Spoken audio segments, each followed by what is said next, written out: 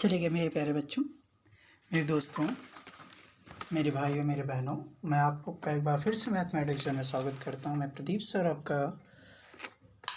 आज हम लोग जो पढ़ने वाले हैं साइंस से रिलेटेड प्रॉब्लम सॉल्व करने वाले हैं। ठीक है, जो साइंस से लेकर के चल रहे हैं हम क्वेश्चन।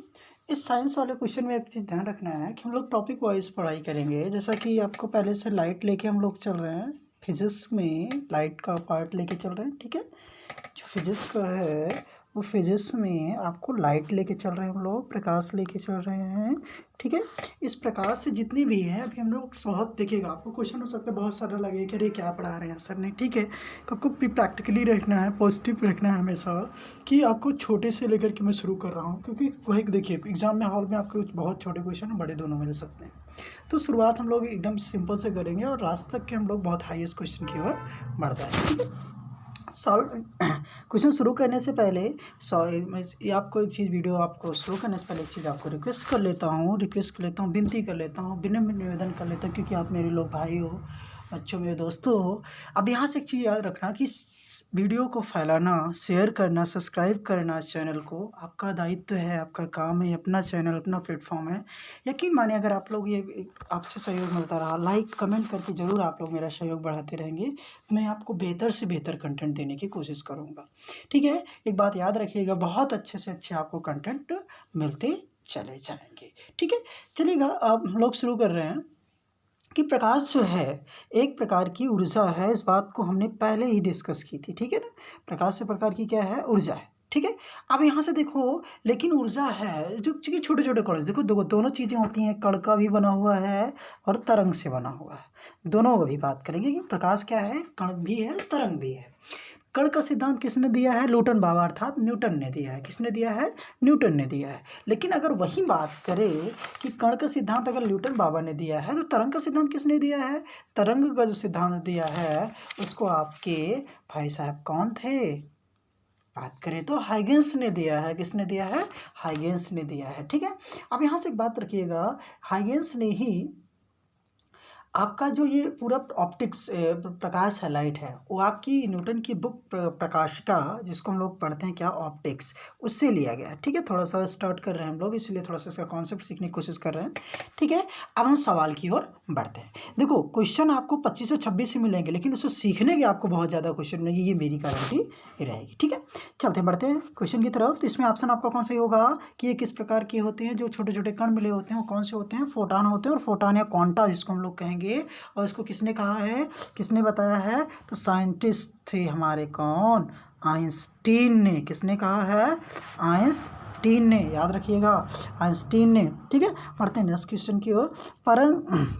प्रकाश तरंग किस प्रकार की तरंग है, आपने भी बताया कि कण भी होता है, प्रकाश तरंग भी होता है। तरंग होता है तो कौन सी तरंग होती है भैया, अनुप्रस्थ तरंग होती है। कौन सी तरंग होती है, अनुप्रस्थ तरंग होती है। कौन सी तरंग होती है, अनुप्रस्थ तरंग होती है। ठीक है, देखो प्रस्थ मतलब प्रकाश, ठीक है, लगा हुआ है, आप याद रखिएगा।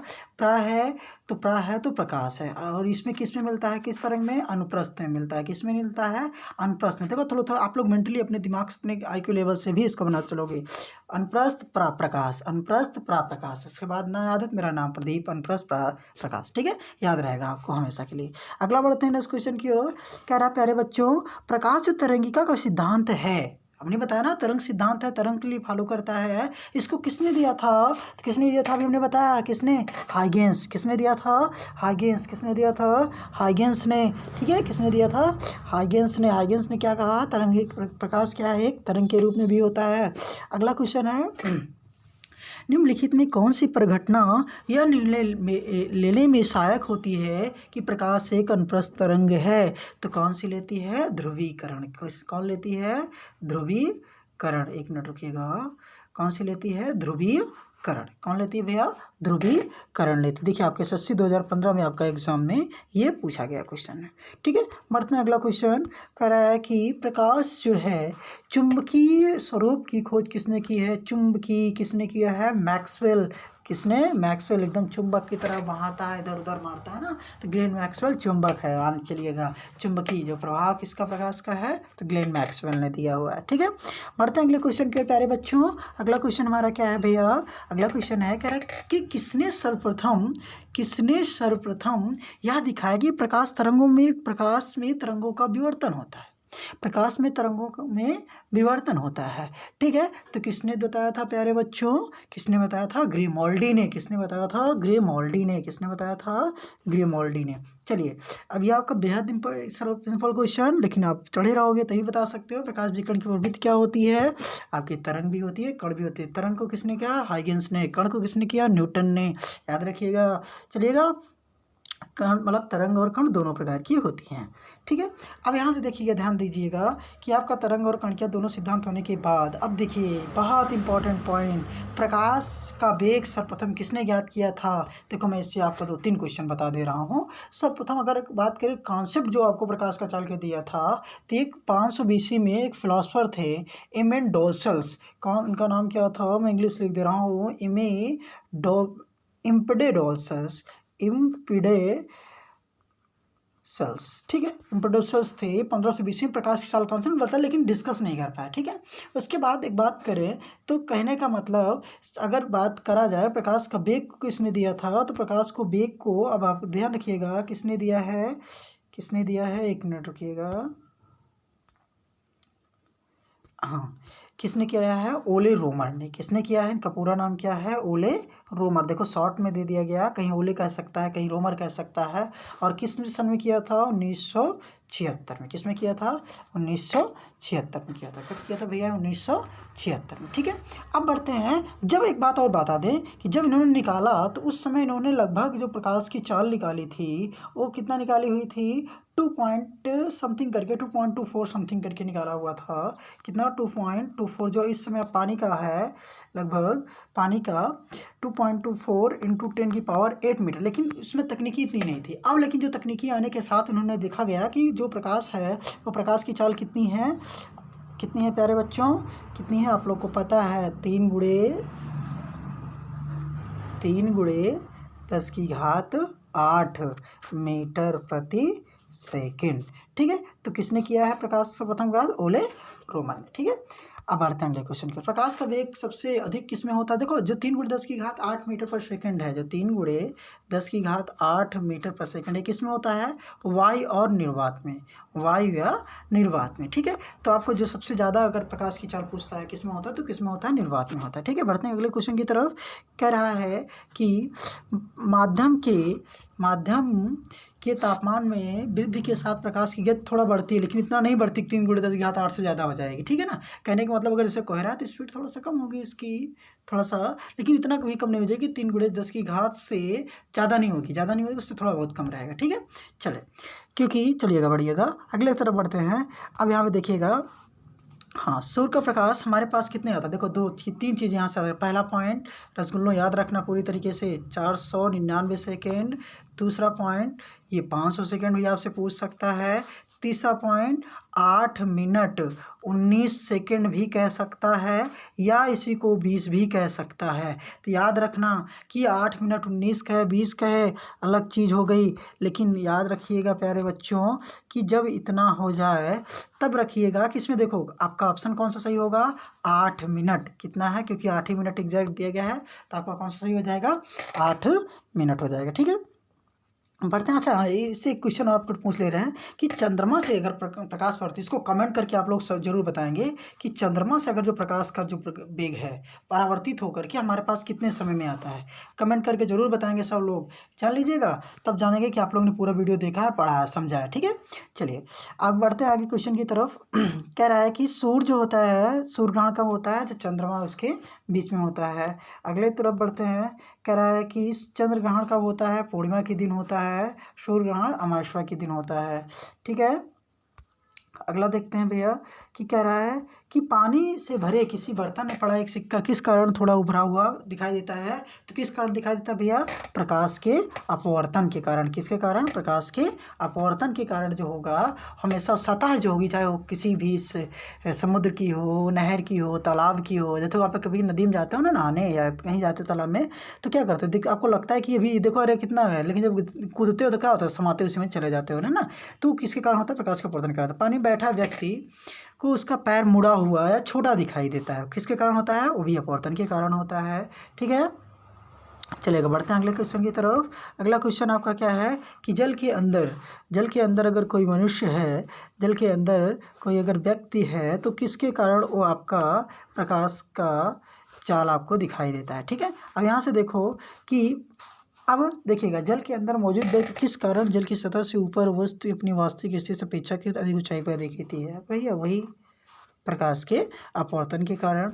दूसरा है आपका क्या होगा कि पानी में डूबी हुई लकड़ी मुड़ी हुई दिखाई देती है। पानी में डूबी हुई हो या ग्लास में रखी हुई पेंसिल हो, वो आपको मुड़ी हुई प्रतीत होती है, आभासित होती है।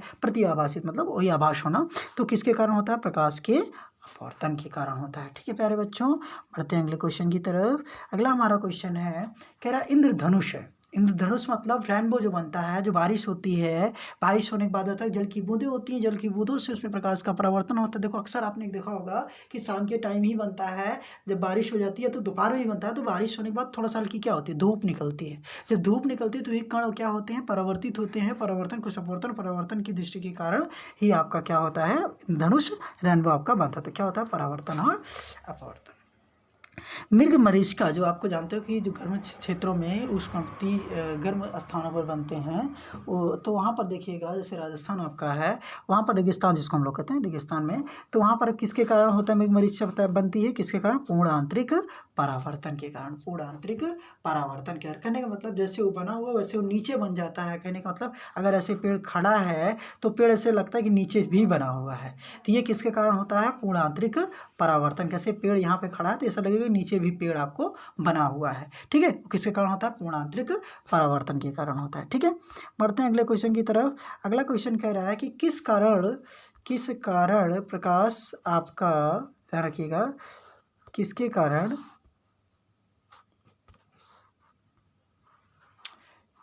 कारण प्रकाश नीला दिखाई पड़ता है? तो रंगों के प्रकीर्णन के कारण। अब यहाँ से आपको क्वेश्चन पूछ रहा हूँ, सबसे ज़्यादा प्रकीर्णन किसका होता है? आपने पढ़ा होगा विग्योर। क्या पढ़ा है? विग्योर। ठीक है, बैगनी कलर का किसका होता है? बैगनी का। देखो आगे मैं क्वेश्चन इससे पूछूंगा, सबसे कम किसका होता है?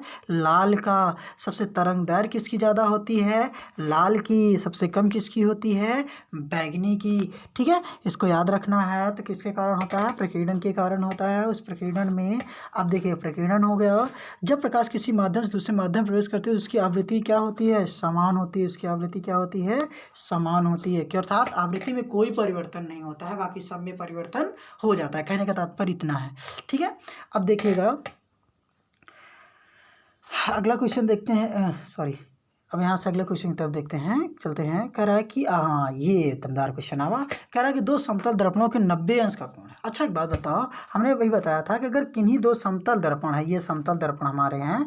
दर्पण क्या होता है? एक साइड पेंट किया होता है, किसका होता है? रेड ऑक्साइड का। या तो सिल्वर कोटेड होता है या तो उसमें क्या होता है? हाँ, रेड ऑक्साइड ही बनाया जाता है। तो रेड ऑक्साइड जिसको हम लोग बोलते हैं। ठीक, तो दूसरी बात यहाँ याद रखिएगा कि इतनी चीज़ें करने के बाद ध्यान रखो कि अगर इनके बीच का कोण अगर थीटा हो तो इनमें जो प्रतिबिंब, एक वस्तु सामने ऐसे रखी गई है, इस वस्तु का कितने प्रतिबिंब बनेंगे? तो हमने बताया था क्या? 360/3 थीटा -1 क्या होता है? प्रतिबिंबों की संख्या बराबर क्या हो जाएगा? 360/थीटा -1। 360/थीटा -1 हो जाएगा। ठीक है, अब यहाँ से देखिएगा 360/थीटा -1। अब एक्चुअली देखो कि आपका जो ये है, ये कितने अंश का कोण बना रहा है? 90 अंश का। तो कहने का मतलब 360/90 -1 कटेगा 0, 4 आएगा। 4 में से 1 घटेगा तो कितना आ जाएगा? 3। कहने का मतलब कुल कितना आ जाएगा आपका? 3 आ जाएगा। 3 का मतलब ऑप्शन आपका नंबर बी सही हो जाएगा। जब दर्पणों की सहायता से किसी वस्तु के 3 प्रतिबिंब प्राप्त करने हों तो उन दोनों के बीच का कितने अंश का कोण रखना है प्यारे बच्चों? 90 अंश का। अगले क्वेश्चन की ओर बढ़ते हैं प्यारे भाइयों। कह रहा है कि एक दूसरे से 120 अंश पे झुकी, भाई वही है, थीटा कोण है 360/120 -1 कटेगा तो 3 में से 1 घट जाएगा तो कितना आ जाएगा प्यारे बच्चों 2। आपका ऑप्शन नंबर सी सही होगा। अब आगे कह रहा है कि प्रकाश जो है, सूर्य का प्रकाश, उत्सर्जित प्रकाश का रंग कैसे होता है, वाइट होता है।